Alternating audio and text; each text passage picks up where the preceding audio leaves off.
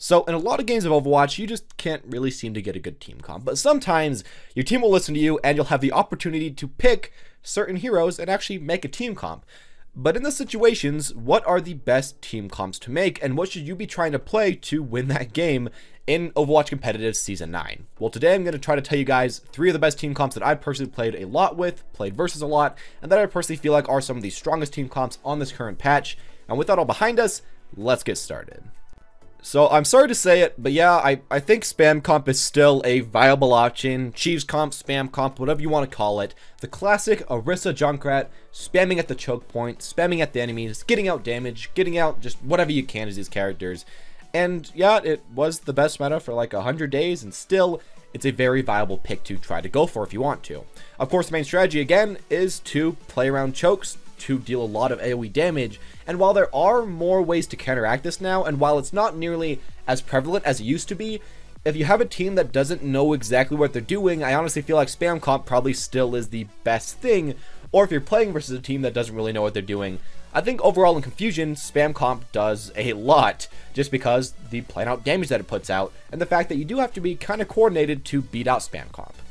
Now, that's kind of the basic core, of course, Junkrat, Orisa, but what else do you want to have on your team if you can possibly get it? Well, I'm going to say Torbjorn on defense. That can work great. It's very cheese, very hard to beat out if the opponents don't know how to dive on it with a D.Va or a Winston or something like that. Bastion can also be a good idea, especially I think on offense for the first point. Get on the cart, try to push through. If your Bastion dies, of course, switch off of him, but you still can play that. Pharah I've actually seen used a decent amount just because it supplies some further range damage than the Junkrat, but maybe not the most. And of course, I've also seen a good amount of Roadhog because Roadhog with Orisa together, they do so much damage to the enemy's shield that honestly, it's extremely hard to play around. Now again, I am going to say that spam comp isn't as good as it was, and spam comp definitely won't automatically win you a game, but I think the one good thing about it is that spam comp really can fit with most heroes. I mean, if you just have an Orisa and a Junkrat, or even just an Orisa and a Roadhog, that's a good core of heroes, and then you just have to have everybody else play around that core and play around that safety net, because Orisa, she'll put down that shield, she'll pull people away from herself, Roadhog will apply a little bit of peel like that, or Junkrat will apply some peel and some damage, of course with his own mine, and then everyone else stays close to the shield, behind the shield. They could be Soldier, they could be Genji, they could be whatever, I forget, they could be frickin' Ana, it doesn't really matter. I think that's one of the best parts about this comp is that if you don't have something that, you know, if you don't have players that are very flexible, spam comp might still be a good choice for you. And honestly, that's why I think it's going to stay as one of the best team comps in Season 9. Even though there are some pretty good comps against it coming up, yeah, I think it still is a mighty contender for one of the comps you might want to pick up.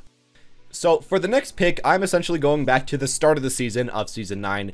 Everybody thought that this was going to be the strongest team comp because spam was kind of out of the way, no one was really playing way too much dive, and that is of course the triple tank comp with Moira.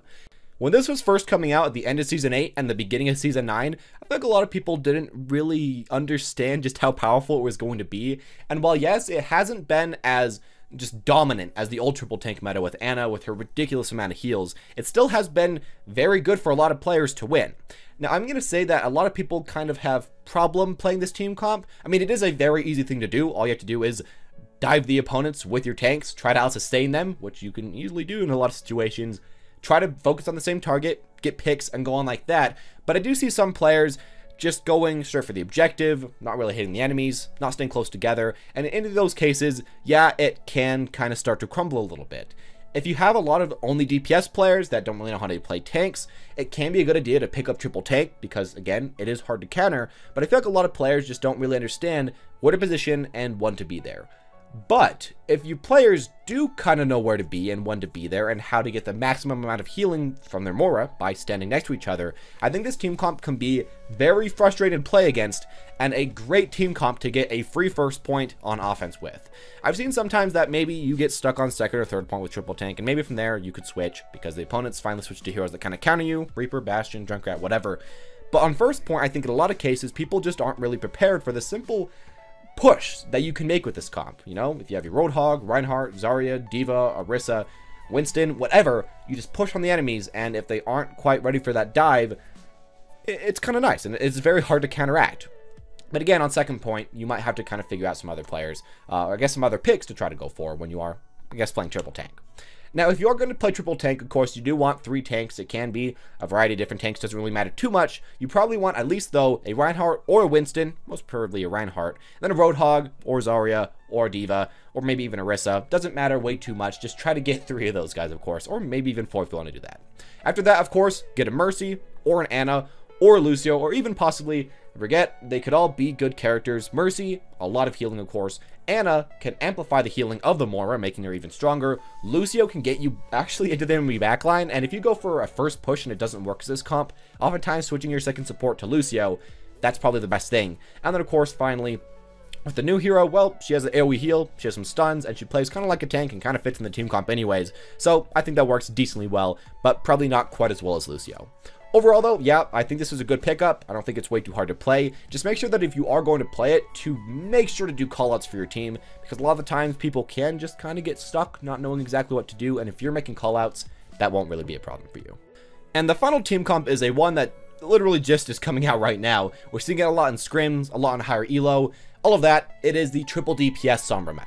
Now, before we get started, I'm going to warn you, you probably shouldn't play this meta unless you have a Sombra main or someone that actually knows kind of how to play her. And I also probably wouldn't play this meta until more people get used to how to actually play Sombra, or until you're in higher ranks, because honestly, it can be kind of easy to mess up.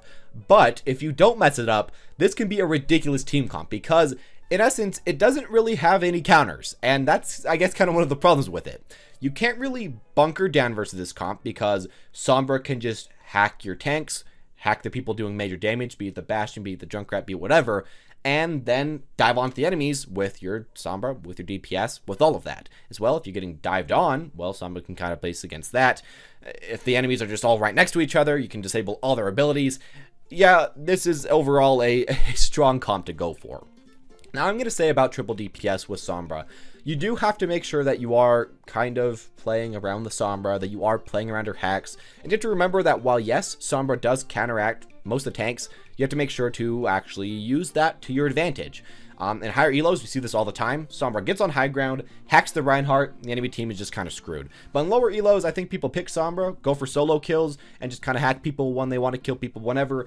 That's not really how it works. You really do have to play around the Sombra. But if you do, what you get is a huge amount of damage going for your team, a huge amount of mobility with the Sombra and everybody else, a great ultimate that counteracts pretty much just about everything else, and if you have a lot of high-skilled players, a lot of outplay potential with Sombra and all the other DPS. And finally, I guess, it's a good comp because you're going to get triple DPS in a lot of games anyways, and this can be a good way to kind of flush it out. Now, if you are playing with this triple DPS comp with Sombra, of course, do play around the Sombra, make sure that she's doing well. But as well, what you can try to pick up is a Zenyatta, because it'll allow you to actually get picks faster. A Lucio, because it can help you get into the enemy backline to go for nice ultimates. A Genji, Tracer, or Doomfist to help flank with the Sombra, or to just play near the front line, get some kills like that. Or, of course, you can go with a McCree or a Soldier to make more of a front line. That can be kind of nice. And then finally, you can get a Junkrat or a Reaper, and that could help, you know, I guess, kind of blast the enemy tanks if you can't happen to finish them off, because they won't be able to hold their shields, so you're going to be able to just kind of walk up and kill them, especially with Reaper, which I think is kind of nice. Now, with the Sombra comp, finally, you have to think about what tank you want to go, and if you have a lot of diver-type characters, again, like Genji, Tracer, Doomfist, Sombra, any of those characters, you want to make sure that you probably have a Winston as your only tank. You can dive in there with him and try to go off on that. If you have more slower characters, like your Sombra, and then you have a McCree and a Junkrat, you probably want to play somebody like Orisa or Reinhardt. Just kind of keep that in mind, because your tank pick does matter a lot, because that is the one only tank. It's the only guy creating space. But I guess the thing you have to kind of remember is that by having so much pressure with Sombra and all these other characters, they kind of create space by themselves. And especially depending on the map, they can do pretty well without having way too many tanks helping them out.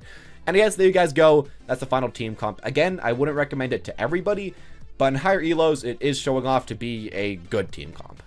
But anyways, as always, guys, that is just my own personal opinions about the team comps that I've personally seen in competitive that have done the best so far in Overwatch Season 9. Now, I am, of course, going to say that some of these team comps won't work all the time. The enemies can counterpick them. The enemies can be very good versus your characters. And, of course, as always, you shouldn't force anyone on your team to go to a hero that they don't know how to play just to fit the team comp, because they're going to play like trash. They're going to let you down. Just let them play who they're good at and try to build a team comp around them. Or maybe if you're good at a few different characters, you know, play a character that could help build a team comp again that kind of fits the characters they're playing. All of that is something you should always keep in mind with this. And as well, if you feel like a team comp might be too hard for your team to go for, or if you're in a rank too low, maybe just go for an easier team comp.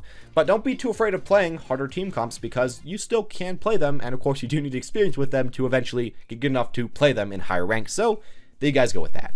Anyways, as always, guys, thank you all for watching. Hope you enjoyed. If you did, make sure to leave a like. Comment down below what team comps you have seen a lot in the near past in Overwatch Season 9. And as always, guys, thank you all for watching, and have a wonderful day.